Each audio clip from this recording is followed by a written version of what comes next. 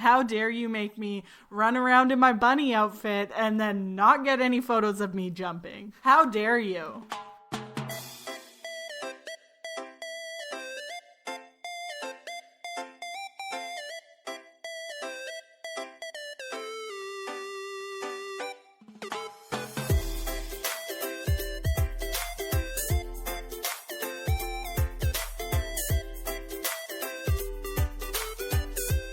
Hey there, and welcome to the very first episode of Xbox Game Passengers. This is the show where each episode will break down and we'll chat about one game available on Microsoft's Game Pass service, which was chosen for us completely at random.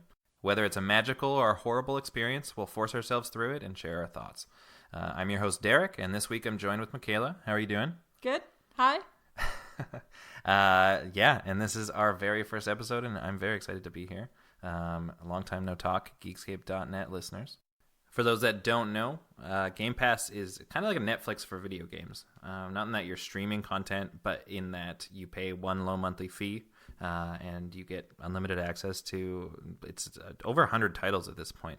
There's new titles that are added every month, and one of the really cool parts of it is that as of last year, any Microsoft published titles, so things like Sea of Thieves and things like Crackdown 2 and things like Forza Horizon 4, the day that those games come out for purchase, which in Canada here is about $80 each, they also hit Game Pass service, and you can play as much of it as you want, just as long as you're a subscriber there. So, this show's not affiliated with the service in any way. I'm just a really big fan of it, and I really love the experiences that I never would have had without it, because a lot of games, games like Forza Horizon 4, I would probably never buy, like aside from Mario Kart and a couple of others. I don't know that I've ever purchased a racing game, but I've spent 20 or 30 hours in that game and have had so much fun with it. So kind of the idea around this podcast getting started was to I can choose a game that I might not have purchased, but this game kind of takes that control. This show kind of takes that control away and just forces us into something that we might never even think about otherwise. And I'm hoping that along the way we'll have some amazing adventures, and I'm sure we'll play some real shit as well. So this week, I'm not quite sure what side of the coin it lands on, but this week randomly selected for us was Disneyland Adventures. Disneyland Adventures is a Microsoft published game that came out back in 2017.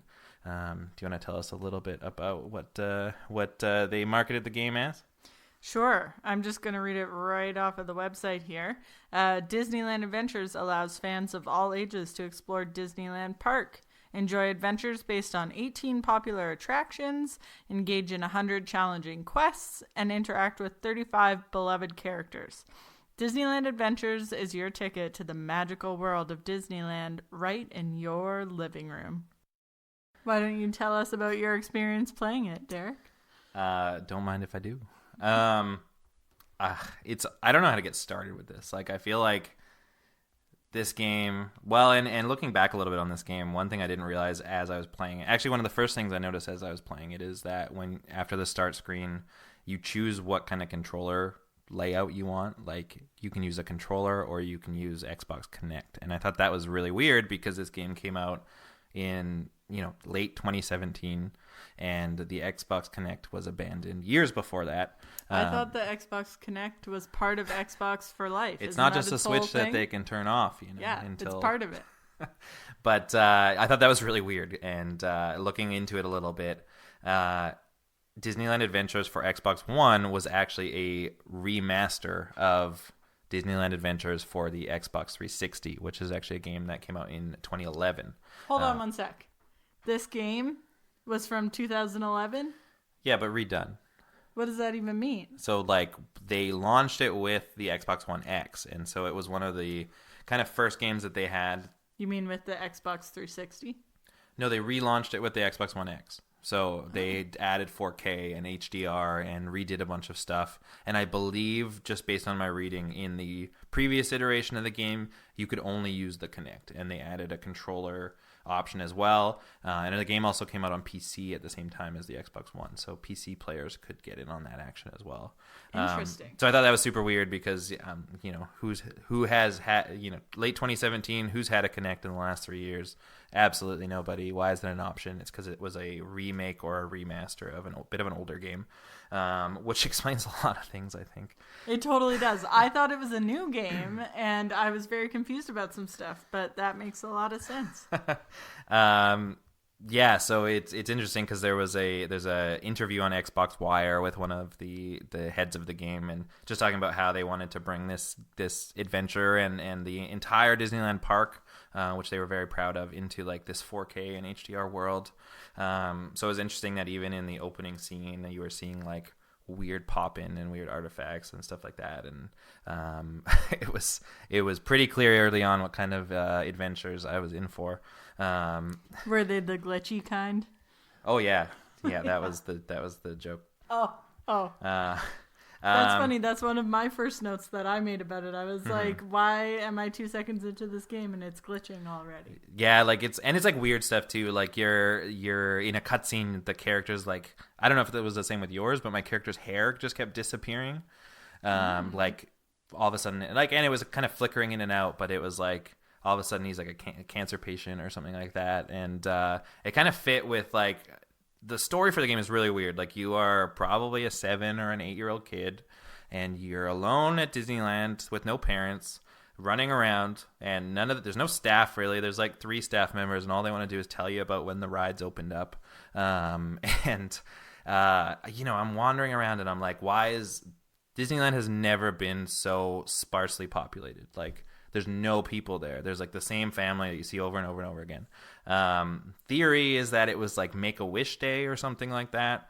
And you got a wish because your parents were dead, and so you're there by yourself?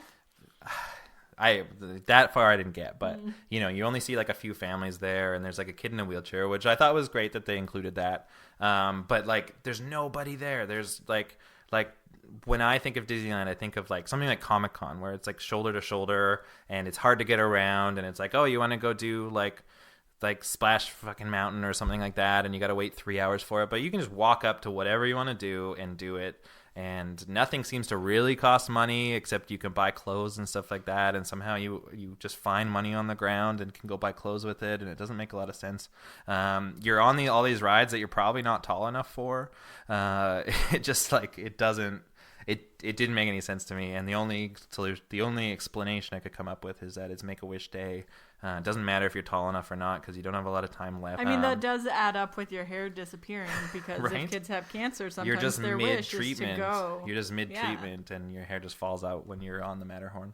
It seems like the goal, at least early on in this game, like it has you meet characters. The first character you're introduced to obviously is Mickey Mouse, and it gets really weird right away. Like, did you feel like he was hitting on you? I felt like he was hitting on me, and it was super weird. No, I didn't feel it. But he very quickly like asks you to get like an autograph for somebody, or somebody's Goofy's autograph or somebody's autograph. In some moments, I actually thought, like, for instance, meeting the characters, a lot of kind of charming moments, I thought. At that point, like at this point, I was like, this is a piece of shit, and I regret wanting to start this podcast because I got to play these shitty games instead of the great game that I just paid $80 for. But like the voice acting and stuff like that, I thought was really, really good. And I was like, is that just Mickey Mouse's voice actor? And then like they all just sounded like either they sound or like I remember them sounding. So I don't know how accurate that is, but you essentially run around the park and get quests. The quest system is horrible though. Like, it's like, it'll be, Mickey Mouse is like, oh, go get me this person's autograph. And then literally there's just a glowing line that takes you there. Like, you don't have to, there's no challenge. You don't have to explore or anything. You just walk to the dude, talk to the dude. There's like and then you get like a few options. Like, there's like a dedicated hug button. Like, you can just go and hug people. And I thought that was weird. Like, a dedicated dance button. There's a high five button. Mm-hmm. And you get like, and it just starts handing out achievement points. Like, I loved the fact that it led me to where I needed to, like, those parts I didn't have to think about anything. I was like, do. Oh, okay. But that was, what do you mean those parts? Those are almost all the parts. Like, When it's like, yeah, and it's like, oh, go, the Mad Hatter needs to find some teapots or something like that. Go find the teapots. And it's not about finding the teapots. You just literally walk the line that it's giving you to get to each teapot. Like, it's not like, why couldn't it be like, oh, go, there's 3 teapots hidden in Fantasyland. Like, go and find them. And then you gotta go to Fantasyland, and then you actually need to explore from there. Because it's too confusing. I could not find my way around Fantasyland at all. I'm pretty sure Fantasyland is the only place I've explored for the 6 hours that I've played, and I could not tell you where anything is located in Fantasyland. You didn't make it to Frontierland? No. That's great. That's fine, because there's nothing to do there. There's nothing to do anywhere. You just follow the gold line. I got confused by the gold line. Even just now, I put how many hours into it, and I was playing it just before you got home, and I was like, "What? There's a fence, and the gold line is leading me to the fence, and there is a sewing thing behind the fence that I need to get. What do I do?" And it took me 5 tries to get it. 5 hours later, you finally got it? Yeah. Is it okay if we just back and forth here? Yeah, I've been the fourth. Please take some back. Yeah, go for it. So I also was like, okay, can I just walk you through me starting to play the game? Yeah. I open it up, did the Kinect or controller or whatever. I didn't notice anything about that. You chose Kinect even though we don't have one, and then the game just didn't work? Yeah, pretty much. And then I just stood there for dancing. 6 hours.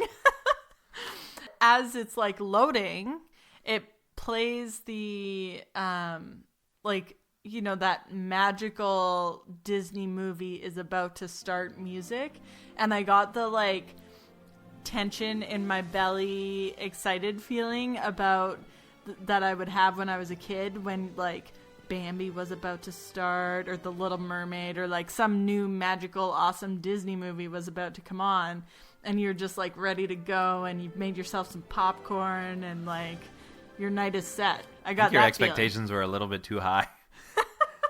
But you know what I mean? That anticipation. It was great. Anyways, the game very soon disappointed on that front. But, and then I went up to Mickey after I figured out what was going on. My eye glitched out a few times, and I was like, okay, I don't understand. But it was eye cancer. Probably. We're horrible people.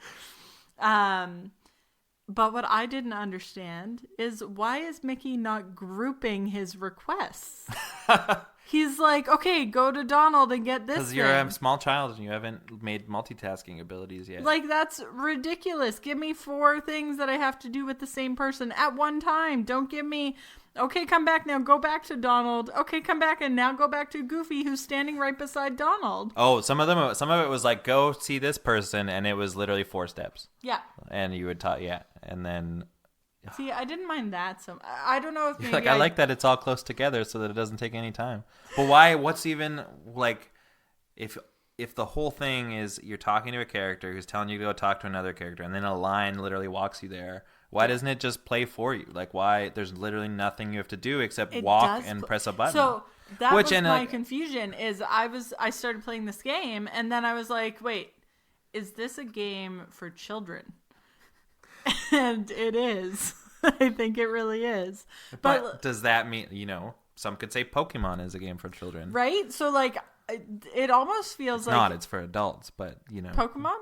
It's for everybody. Oh, okay. I thought you were trying to say Disneyland Adventures was for adults, and I was concerned. I feel like there should be... Didn't you get to the 18-plus land? No. Is there one? I'll go there first. I thought that there should be an option to turn off some of the things so that it's more adults challenging.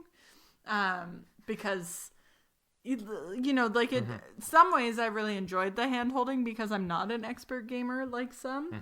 Mm-hmm. But in other ways it felt really limiting. I made notes while I was playing, and I have multiple notes being I don't understand why I can't do this thing.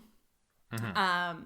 And it's because it's hand holding me, but then I feel like I'm being limited, and and it's not telling me that it's hand holding me, probably because if I was a small child, it wouldn't want me to feel incompetent and I couldn't just play the game by myself. Right.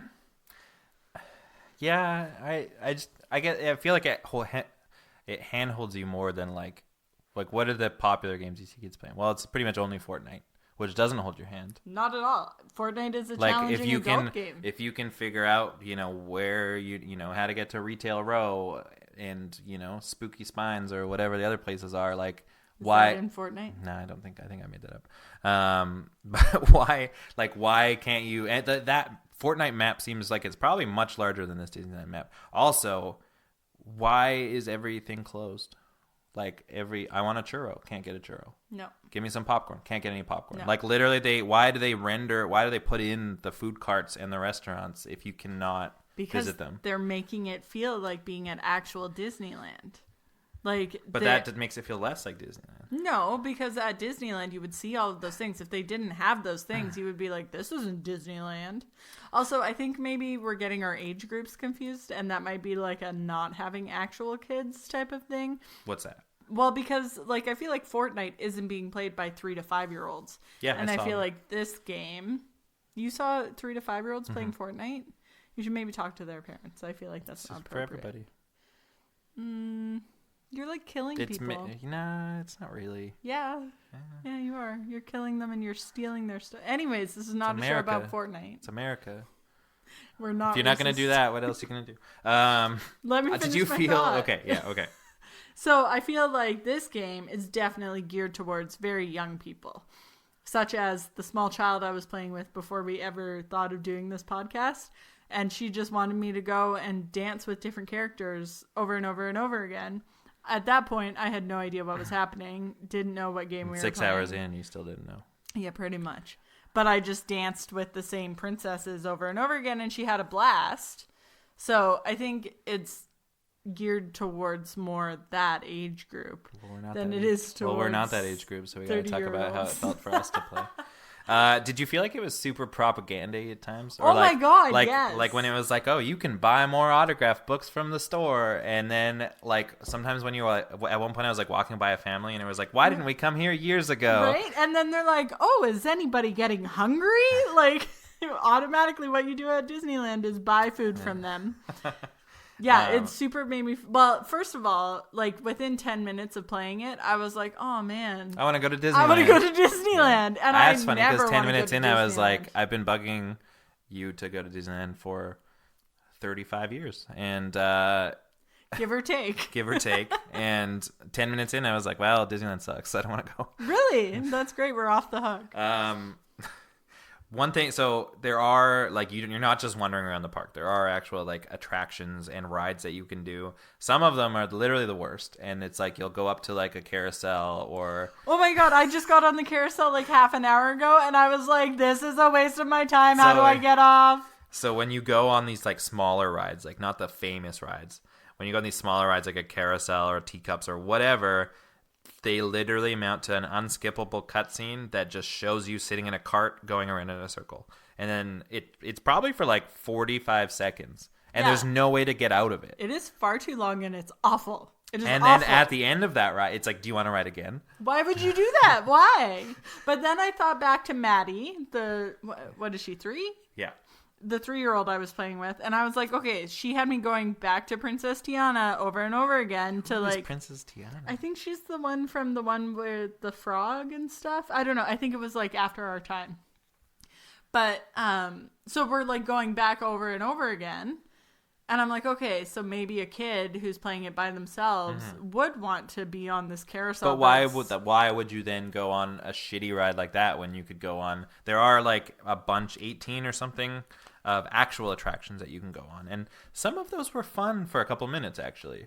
Well, I enjoyed some of the like challenges, like the there's like a skiing one where you have to like ski. So anytime you're trying to hit the coins, that was fun. So some of the famous Disneyland rides, like stuff like the Matterhorn and It's a Small World and some Peter Pan one, like a bunch of them have been converted into like actual mini games, and some of them I felt like for instance on the Matterhorn, some of them have multiple stages. So for instance on the Matterhorn one, the first stage, I believe you're skiing away from an avalanche, and there's yetis, and you gotta like throw snowballs at the yetis and collect as many coins as you can and avoid obstacles and stuff like that. And for like 2 or 3 minutes, I was like, this is a neat part of this game. But then it kept going on. Like I felt like a lot of those attraction pieces were like fun for like 3 minutes, but then they took 10 minutes. And then then you go to the next stage, and the next stage is like, oh no, we're getting overrun with Yetis, and you got to just throw snowballs at the Yetis. And I was like, oh cool, for 2 minutes this was great.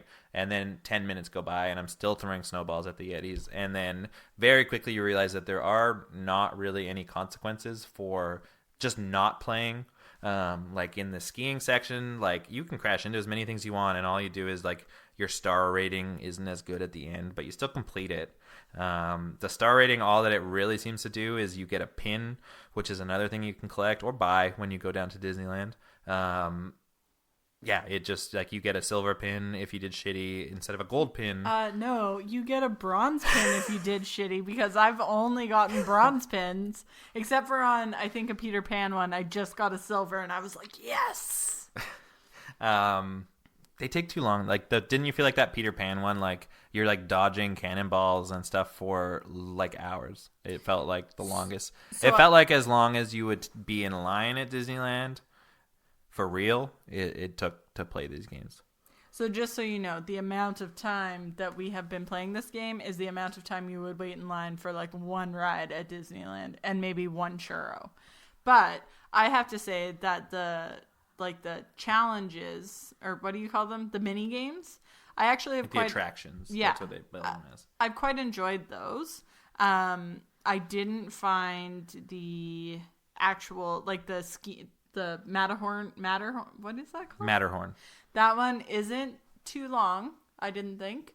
I felt like, I think it might be a difference where, like, I am more like a small child when I play video games because I don't have, 30 years of experience playing video games. And so it is more challenging for me that lots of times when it helps me out and is a little bit forgiving, I'm like, oh, great. Thank you. I appreciate that. I didn't just fail and die automatically. But then there was sometimes when I felt like I was trying, because like there's secret Mickey heads. They would just hand them to you. No. Oh. Like so the Matterhorn had three sections, like progressive sections. And in the middle one, I was trying to ski into the Mickey heads that are the secret and it would things, just turn you. And it would turn me on like the auto path. And then I was like, well, no, like I'm an adult. I can make my decision to go over here and try to hit this thing, even if I might crash. But it wouldn't let me do that. So that I found really frustrating. It felt like a lot of them, like the auto steering. The auto steering would, because I mean, if you're a kid and you suck at video games because you haven't played enough Fortnite to be good at video games, like it would just, here's a big curve coming up, and it's like I want to be on the edge of this, but all of a sudden it would like start turning you way too early. It felt like if you were to play Mario Kart with auto steering on. Yeah. And I was like, there needs to be a way to turn this off so that adults can also have fun. Yeah. But most of the time, I didn't notice that, or I appreciated it because it made me suck way less. Also, I have to say, there was two of the mini game things that I quite enjoyed. I can only remember one of them right now. Give me a sec. Did you notice one thing I did think was kind of charming as well is that when you went into each attraction, you kind of had a different themed outfit on based on that attraction, which I thought was kind of neat. I did and not some notice of them that. even had like different art styles. Like the Matterhorn one looked kind of more realistic, and then when you go into like the Alice in Wonderland one, it was all like cell shaded and everything looked very different. Yes. I actually thought that was quite neat in that each of the attractions, at least the ones that I played, they were almost unmistakable from each other, right? For each other, because they all looked so vastly different, and the art styles were very different. Yes. And I thought that was actually quite neat. The It's a Small World one. Oh, that one was awful. Oh, I loved that art style immediately. Oh, the art style was cool. Like it's all wooden. As soon as you got into it, I was like, oh my god, I want the whole game to be like this. But it's then the so mini games beautiful. were so boring. The game itself was boring. So I felt like a lot of the attractions, or a lot of the mini games in general, felt like they were built for Connect, and then just felt so tacked on with controllers. Like one of them, I think it was the unbirthday party in the Alice in Wonderland one.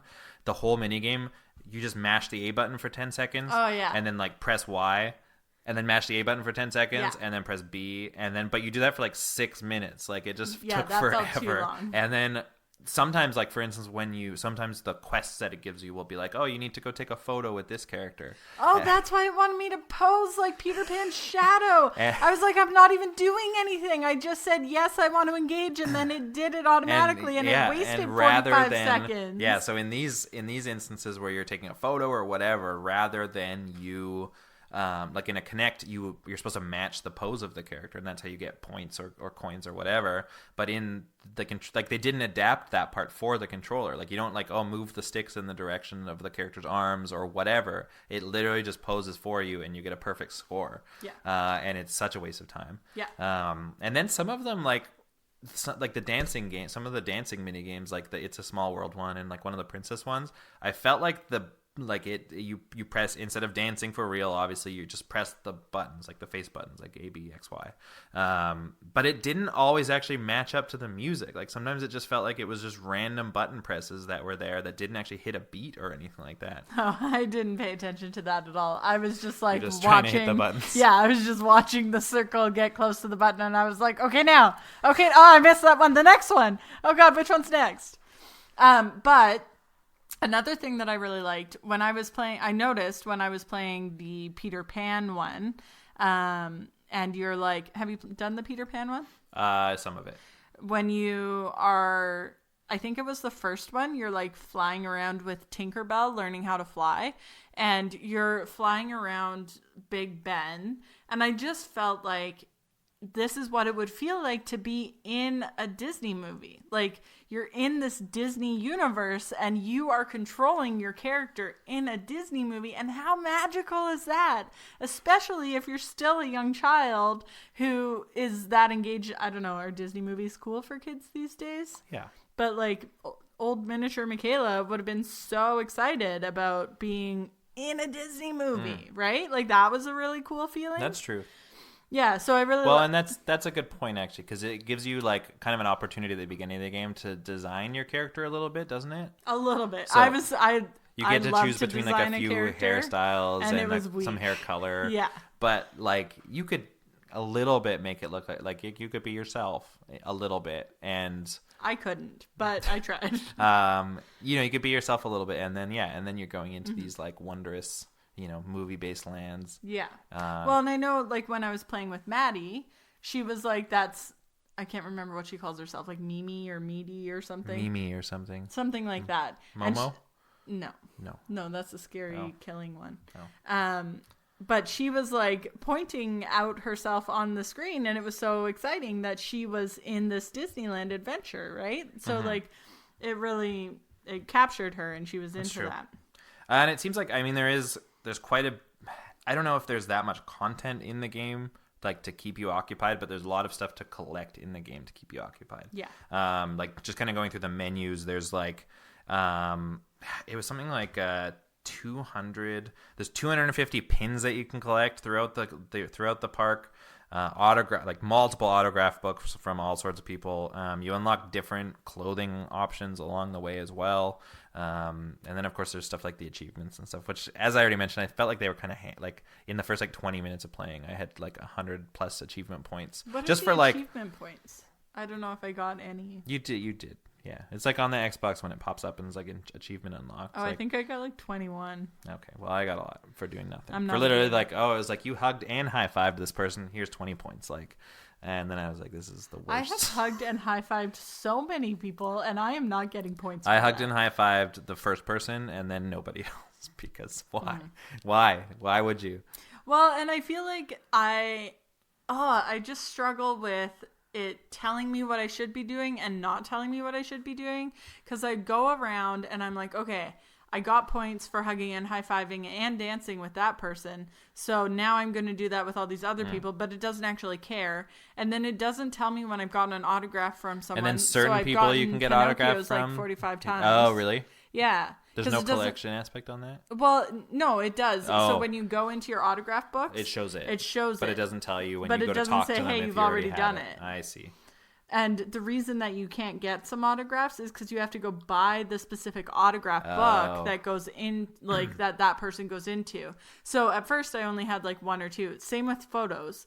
You can only take photos of certain things. That you have the photo book for. Yeah, and so like I am How a expensive are like collectible the type photo of books? person. Did you buy any extra photo books or autograph books? Yeah. How much were they? Because I feel like the game like hands you so much money. Yeah, so you end up with a bunch of money, which is great. I think I was like, so at first I was like really stingy because I was like, I don't want to spend all my money, and then I'll find that if I go into a different shop, a different type of photograph book will be available to me and I won't have any money.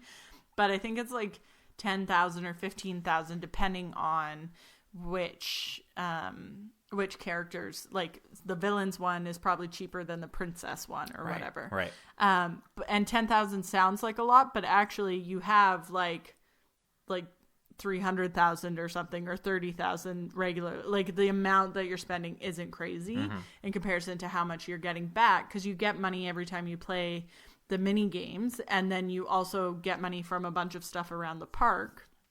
So I have a real big problem here that I need to talk about, and I just need you to hear me out because it is ridiculous. So I am quite into collectibles. Like I was like, oh, you can collect shit in this game? Okay, I'm in. I'll play. And I went and I bought like 40 photograph books and like 40 autograph books. And I was like, yeah, we're collecting all the things. And then I've been going around the park taking pictures. There's all these spots that are like pretty obvious that you need to take pictures. And I was so frustrated for so long because you couldn't pose in any of them. Like you're in them, but you can't change your pose at all.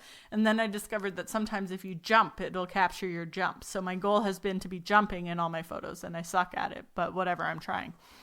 So just before you play video games in a very interesting way. Maybe. I don't know how to video game.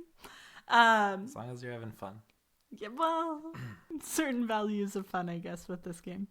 But today, so I played for like an hour just a little while ago.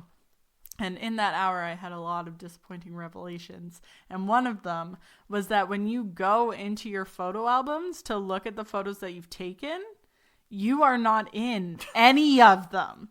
So I've been wearing different outfits and getting like, I'm like, yeah, so I'm wearing my Peter Pan outfit when I'm in this one and this one and this one, but I'm wearing my fairy outfit when I'm in this one and this one. And I am not in any of them. All that jumping was for naught. It was very disappointing. I'm very disappointed. But you're still going to collect the photos?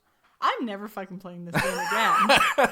I like literally almost turned the Xbox off when I discovered that. I was like, fuck you, Disney. Fuck you for doing this to me. How dare you make me run around in my bunny outfit and then not get any photos of me jumping? How dare you? Oh, I'm really glad I got that off my chest. I'm glad you got that. I feel like there would have been a fight brewing and you not let that one out. Well, like I'm pretty much done with this game for the rest of my life. Yeah. So, I mean, you know, is it a must play? Is it a skip? Is it a download if you have small children and otherwise avoid? Or unless you're one of those like adults that likes Disney a little bit too much. But like, would Matt Kelly be challenged? I'm just kidding. There's nothing wrong with adults liking Disney. I was ready to like this game, and I do enjoy some of the like mini games. Why do I keep forgetting what they're called? Attractions. Yeah. It's an amusement park. Yeah. At amusement park you have attractions. Okay. I do enjoy some of those, and like if I could just go and play some of those, I would. And yeah, even if I could just there collect... doesn't seem to be like a quick menu where it's like you can just be like, well, I want to go on Peter Pan now. Like, I mean, I haven't tried that hard. Well, I looked around, but didn't seem like there was any like you would have to go and know the. I mean, there's a map, but there's nothing stopping you from getting into them though. Like it's not like you have to qualify to be able to get into them. I did see like a lock on something, but I don't know if it was an attraction or what. I don't think so because I accidentally went into a wrong attraction today. So you're saying skip it, or what is your? So, as a human person who plays video games or not, I would say skip it. But as somebody who played it with a 3-year-old the other day, that was super fun, and I really it was adorable. Yeah, that was. And I think adorable. I played with her for like quite a while, like maybe almost. And then she went to bed, and you kept playing, and yeah, because you were just really into it. Yeah, that was pretty fun. I wouldn't be surprised to come home one day and just see you playing the Matterhorn, you know, like. I mean, I could definitely see a little bit. I'm going to say skip, though, because fuck your pictures.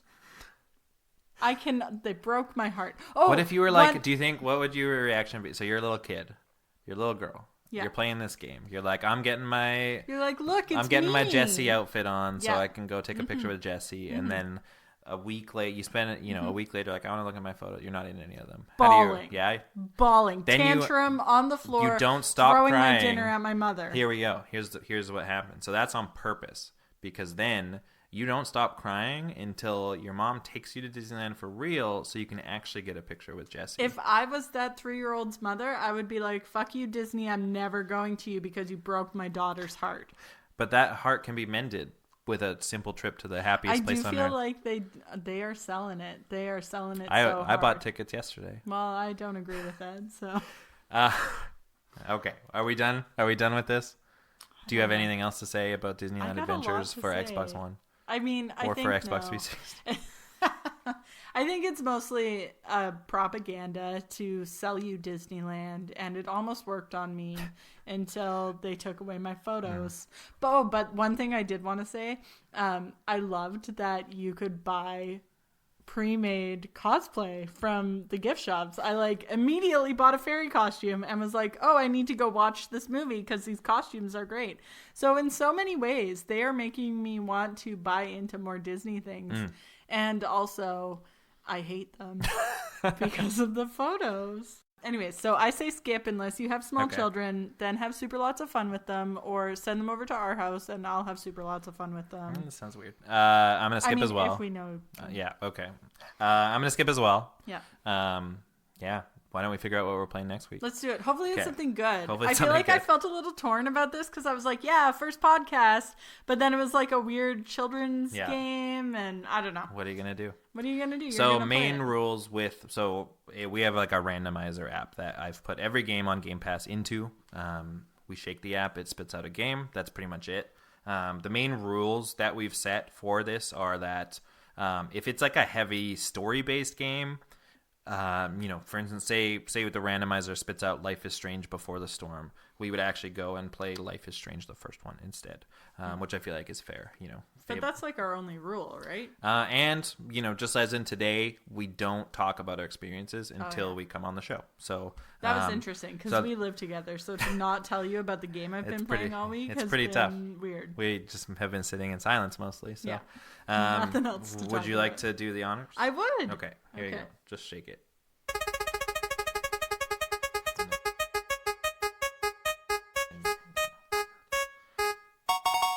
I don't even know what these letters mean. MotoGP 17. I'm hoping it's a motorcycle game. It is. It is a motorcycle game. Yeah, okay. What do you do in it? We're going to find out. All right. Thank you so much for joining us on the very first episode of Xbox Game Passengers. And we'll see you all soon with MotoGP 17. Bye. You're listening to the Geekscape Network.